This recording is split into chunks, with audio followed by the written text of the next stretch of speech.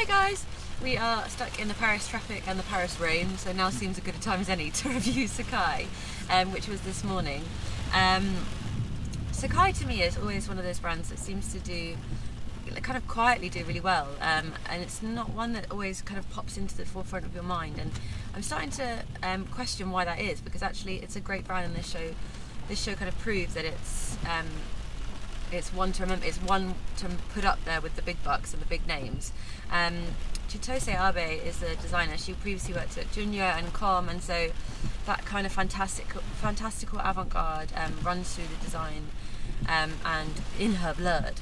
And I think that's partly why the brand is so popular, because it very cleverly creates this accessible point into this avant-garde. So the Sacai clothing, Sacai woman, Sacai man, isn't necessarily as avant-garde as per, say, Comme or Junya, but there are elements in there that really challenge the norm and kind of abstract the typical shapes that you would expect. And that's quite a good way to approach it, so that you're reaching these different markets. Another thing that Sacai does really well is collaborations. They've recently just announced 2 different collaborations with Nike, 2 different trainers, and an upcoming collaboration with Beats by Dre as well.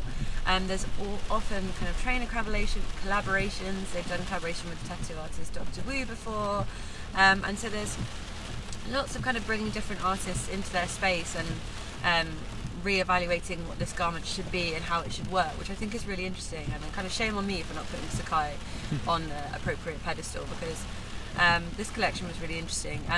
What I liked the most is what seemed to be the pulling apart of items and then figuring out how to pull them back together in a kind of different way. So these clothes take on a new narrative when they've been kind of rejigged in on the form. So let me explain that a little bit more. So there was kind of herringbone jackets that then had a white puffer jutting out of the jacket, but you assume that comes as one. Some coats had a puffer hood with a drawstring, but were actually really sharp blazers. Lots of skirts started as puffer and then moulded into a different fabric up here, and then they were cinched with something else. So there's lots of kind of hybridization going on.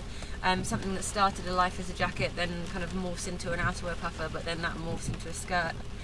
So lots going on, but really interesting. I really liked the tailoring throughout the collection. I thought that was an interesting move to Sacai, who I always associate with slightly more kind of day wear, ready to wear, and this was slightly sharper than usual, which I really enjoyed. Some really nice caping down the back as well in this herringbone, in this kind of stiff, sharp business material, but caped and then with a little bit of flounce underneath. So there's always lots of unexpected little angles as the model turned. You kind of catch your eye on something else, which I really enjoyed. Some other dresses that are definitely noteworthy were the night dresses, or take on a night dress, which were kind of reversed tulip shape, very bulbous, and then had another bulb underneath and strapless. So they're taking on these entirely new silhouettes, which is really interesting for Sacai, and I really like that they're slightly pushing into the more avant-garde-ish element here with their clothes. There was also some really good prints I should mention, and at first I've written down in my notes, I was like, what are these prints? Are they florals? Are they digital? Because I really enjoyed them. They looked as if they were blown up, and then I was reading the press release and it said that they're Jackson Pollock-inspired. But when you hear Jackson Pollock-inspired, you're kind of like, oh, everyone's inspired by Jackson Pollock, or like that. We've seen that quite a lot. But actually, really interestingly, this was inspired by the mess that Jackson leaves behind on the floor. So that's why they slightly had this almost floral element to them, because there were splats of paint, which I really liked. So like lots of really great stuff in this collection. I was really impressed. I actually think it's my favourite Sacai collection for a while, and I think she's kind of a bit of a behemoth of fashion, and what she does is really, really interesting. And now that I've kind of had the fire lit beneath my buttocks, I'm going to be really excited to see what she does next. What did you think, Cal? I really didn't like those prints. Oh no! I just actually, do you know what? I think it wasn't that I didn't like them, it's just because obviously she's doing autumn winter, so there was a lot of puffed, a lot of volume. Yeah. So we were seeing these huge shapes, all this stuff, and then the print section came out, and it was very, because it was a digital print, it was very flat, and it was on quite flat clothes, and it just seemed to totally take me out of it. Not to an extent where I didn't like it. I wasn't going to lead with that, but then you brought them up. So I thought I'd say I wasn't going to lead in with my section with the negative, but I wasn't a fan of the prints, but I actually thought it was a really strong collection for her. The bits that I thought was really exciting was to see her move into her embroidery section that Kaia was wearing. I thought that was really stunning and something she's not known for, or I don't know of her. That's not what I think of when I think of Sacai, as actually a bit more crafty stuff. I normally think of her as, or her brand as a very, it's very physical and it's very lots of draping, lots of slashing. Yeah. I don't think of her women taking the time to embroider something, which I quite liked that idea. Yeah, me too.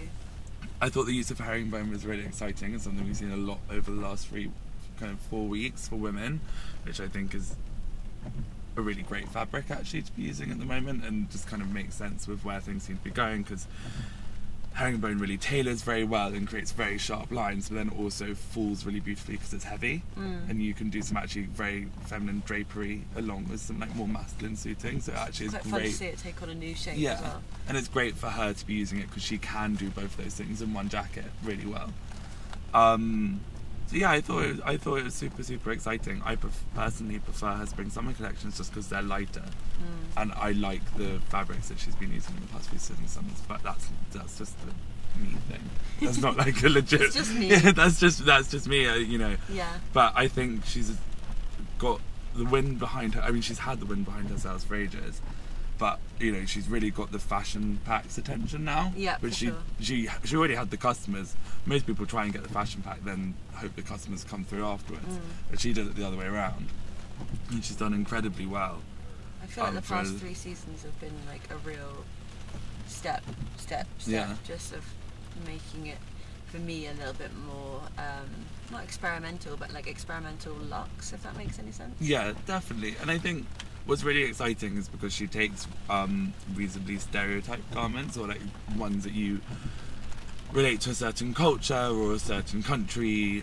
So there's lots of like hunting greens and herringbones, and to me it seemed all quite British, and then spliced with all these different kind of embroideries, and which is really great, and that I think represents her woman so well, of this woman who is constantly travelling, picking up these things, picking up these different ways of dressing, kind of totally multicultural and kind of woman of the world. Woman of the world. but someone who's genuinely interested in different people, and for sure. And she's quite interesting. You want to go talk to her. She really is. And this collection for sure makes me want to learn even more about her and the brand and where it's going. I'm really excited to see where it goes for spring summer when it gets lighter. Yes. Thank you guys very much for watching. Sacai, congratulations, another great show. We have lots more reviews to come. Do we? Yes, we do. Yes. We're almost at the end of Paris Fashion Week. So a few more reviews to come. So make sure you're subscribed so you can keep up to date with all of those, and we'll see you guys very soon.